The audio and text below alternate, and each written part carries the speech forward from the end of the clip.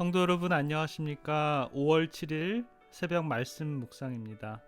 어제는 요한복음 4장에 나오는 수가의 여인과 예수님의 만남에 관한 장면을 묵상해 봤는데요. 영적인 또 육적인 목마름이 예수님과 이 여인의 만남을 가능케 했습니다. 안타까운 여인의 삶은 정오의 한낮에 사람들의 눈을 피하여 육의 수분을 충족시키기 위해서 끊임없이 퍼다 날라도 결국에는 가래지는 죽은 물, 우물로밖에 향할 수밖에 없었는데요.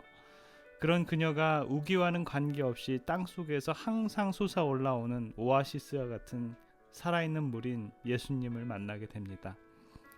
그런데요, 자신의 죄를 드러나게 하고 자신 스스로가 그 죄를 인정했던 그 여인, 성도 여러분, 만약에 우리들의 죄가 드러나면 스스로가 잘못했다는 것을 깨달았을 때 보통 어떤 반응이 있는 줄 아십니까?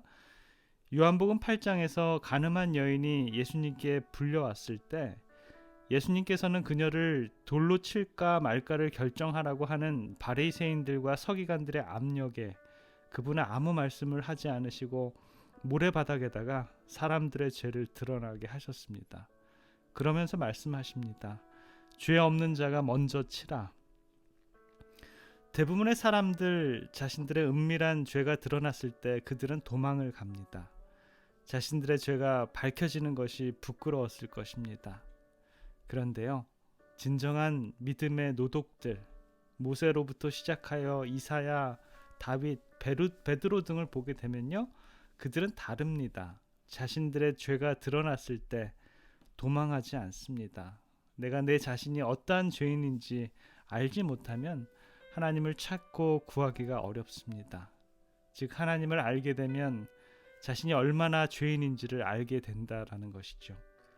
그렇기 때문에 예수님께서는 그 남편 이야기를 꺼내시면서 그 여인의 죄가 드러나도록 하신 것입니다. 요한복음 4장 17절 18절을 통해서 그녀는 자신의 참 모습이 드러나자 그녀는 죄인됨을 인정하는 것이 바로 19절입니다.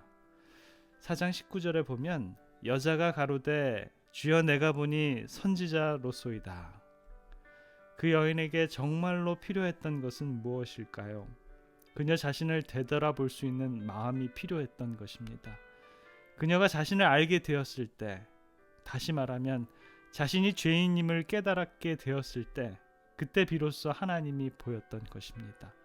그래서 그녀가 주여 내가 보니 당신은 선지자로소이다 라고 말할 수 있다는 것은 그녀가 그렇게 바랬던 하나님을 드디어 찾기 시작한 것입니다. 그런데요, 여기서 중요한 것은요, 절대자이신 메시아가 그녀에게 어떻게 대하신 줄 아십니까? 내 죄를 내가 알렸다 라고 윽박 지르면서 형틀을 트는 그런 분이 아니었다라는 것입니다. 그녀가 느낀 진정한 메시아의 모습은 적어도 자기를 불쌍히 여기고 자기를 사랑해주는 친구라고 느낄 수 있다라는 것입니다. 사랑하는 성도 여러분, 예수님은 여러분들에게 과연 어떤 분이십니까? 무서우신 분이십니까? 아니면 우리가 힘들 때 우리 곁에서 등을 두드려 주시면서 안아주시는 분이십니까? 아니면 슬프게도 하나님을 가까이 하지 않아서 우리에겐 낯선 분이십니까? 시대의 소망은 이 부분을 이렇게 설명합니다. 예수의 임재하심의 순결이 그녀의 죄를 정죄했으나 그는 책망은 한마디도 하지 않으시고 영혼을 소생시킬 수 있는 당신의 은혜에 대하여 말씀하셨다.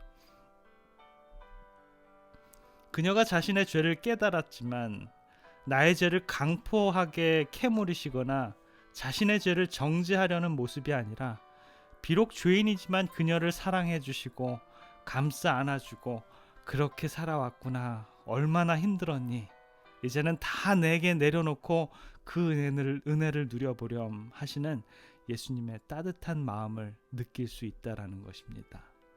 사랑의 성도 여러분, 오늘 이 새벽에 나의 죄까지도 덮어주시고 은혜 안에서 우리들을 안아주시는 사랑의 예수님을 만나시는 우리 모두가 되었으면 좋겠습니다. 그런데요, 우리가 잘 모르는 점을 좀 짚어보고 넘어가길 원합니다.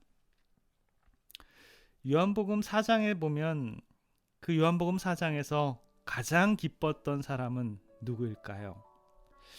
우리가 5월은 가정의 달이다라고 하죠. 가정이 있다라는 것은 참 감사하고 즐거운 일입니다. 그런데요, 자녀를 키워보다 보니까 느끼는 것이 뭐냐면 자녀들은 부모들의 마음을 잘 모른다는 것입니다. 자녀들이 아프잖아요? 그럼 누가 더 아파요? 자녀보다 부모가 더 아픕니다. 자녀들이 기쁘면 누가 더 기뻐요? 자녀들보다 부모들이 더 기쁩니다. 자녀들이 걱정을 하고 고민을 하면 누가 더 밤에 잠이 안 올까요? 그래서 자녀를 키워봐야 하나님을 더 잘 이해한다는 말이 그 말임을 부모가 돼서야 느끼게 된다는 것이죠. 요한복음 4장에 보면 가장 기뻐했던 사람은 과연 누구일까요? 수가의 여인일까요? 그녀의 죄를 드러내게 하고 생수를 주신 예수님일까요? 우리는 요한복음 4장을 통해 그것을 봐야 합니다. 진정으로 기뻐하셨던 예수님의 마음입니다. 그 여인이 기뻐서 물동이를 던져놓고 동네로 들어갑니다. 그때 마침 제자들이 먹을 것을 가지고 예수님께 옵니다. 그런데요, 예수님의 모습이 변화되었다는 것을 제자들은 인지합니다. 예수님 시장하시지요. 이것 좀 드세요. 그때 예수님께서는 요한복음 4장 34절에 이렇게 말합니다. 나의 양식은 나를 보내신 이의 뜻을 행하며 그의 일을 온전히 이루는 이것이니라. 그래서 내가 더 이상은 시장하지 않다라고 이렇게 말씀하십니다. 시대의 소망은 예수님의 기쁨에 대해서 이렇게 또 설명하시는데요. 예수님께서는 그 여인에게 하신 당신의 말씀이 그 여자의 양심을 깨우쳤을 때 기뻐하셨다. 예수께서는 그 여자가 생명수를 마시는 것을 보셨다. 그리하여 그분은 주림과 갈증은 채워졌다. 진리를 위해 줄이고 목마른 영혼을 섬기는 것은 예수에게는 먹고 마시는 것보다 더 기쁜 일이었다. 예수께는 그것이 안위와 원기 회복의 요소였다 라고 이렇게 얘기합니다. 오늘 이 새벽 우리는 생각해 봅니다. 자녀가 부모를 가장 기쁘게 해드리는 것이 무엇일까요? 우리가 하나님을 가장 기쁘게 해드리는 일은 무엇일까요? 왜 예수님께서는 무엇을 얻기 위해서 수가의 이 죄 많은 여인을 보기 위해서 그 먼 여정길을 선택하셨을까요?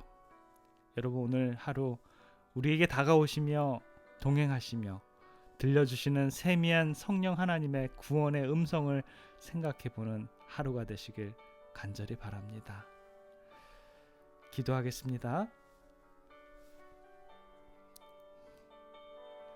참으로 우리의 구원을 기뻐하시는 사랑의 하나님, 오늘도 수가의 여인의 모습 속에서 그녀가 진실로 주님께로 그녀의 마음을 향했을 때 우리 예수님의 진정한 기쁨을 느끼는 것을 보게 됩니다. 우리들의 마음 속에서도 진정한 예수님의 기쁨이 되는 오늘 하루의 삶이 될 수 있도록 저희들을 축복해 주시고, 오늘 매 순간마다의 선택을 할 때마다 예수님의 기쁨의 모습을 떠올리는 우리들의 마음들이 될 수 있도록 주님 인도하여 주시옵소서. 살아계신 우리 구주 예수 그리스도의 이름으로 간절히 기도드립니다. 아멘.